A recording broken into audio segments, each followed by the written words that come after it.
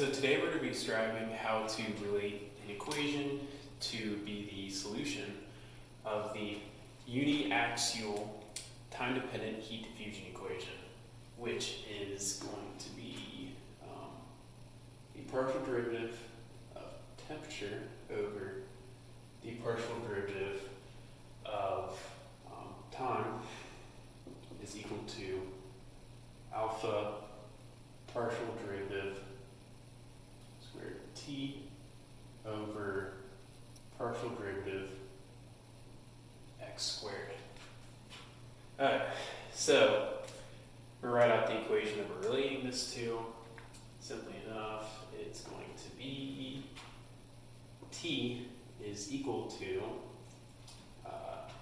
e to the negative alpha k squared t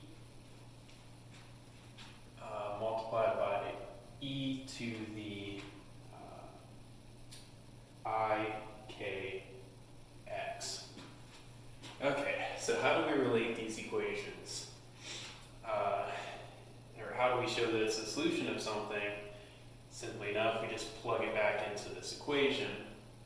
So for this side, we have to take the derivative of, or this side, we have to take the derivative of t for over here, or for over here for time.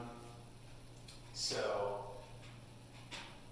if we're taking the partial derivative of the time for this equation, we only do it for the part, or the e that has the variable t in it.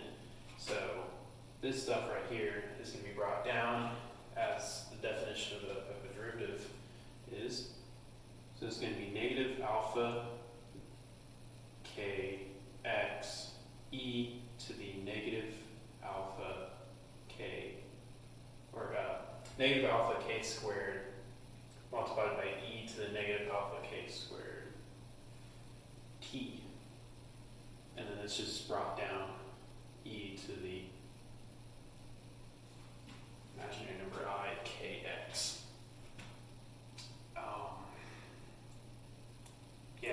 Now we just plug t in, and t is going to be taken to the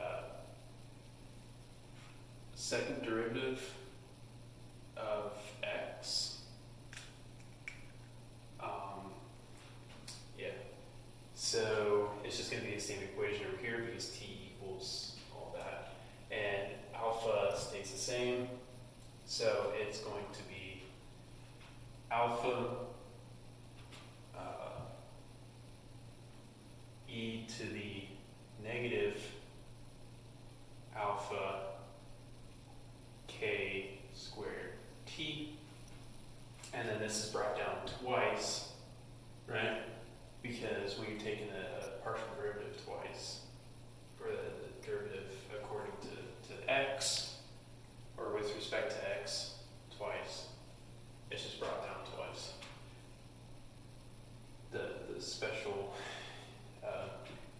that's the nice thing about taking the derivative of anything to e. So I squared k squared e to the I k x. Okay, so seeing some similarities here. First of all, we have both of our k squareds down. The equations for e stays the same. The only thing is we don't have a negative for alpha. So how do we get around that?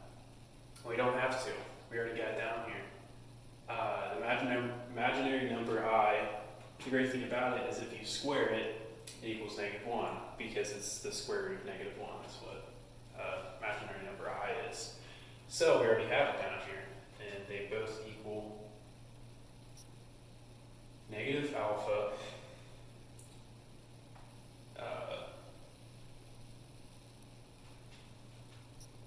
k squared e to the negative alpha k squared t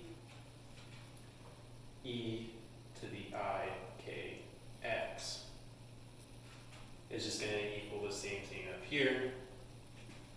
Therefore, here, I'll just write it out anyways. Negative alpha k squared e to the negative alpha k squared t e to the I k x. Alright. So now that we know that they're the same, if you plug this into here, it can be a solution, therefore proving that this equation right here is a solution to the uniaxial time-dependent heat diffusion equation up here.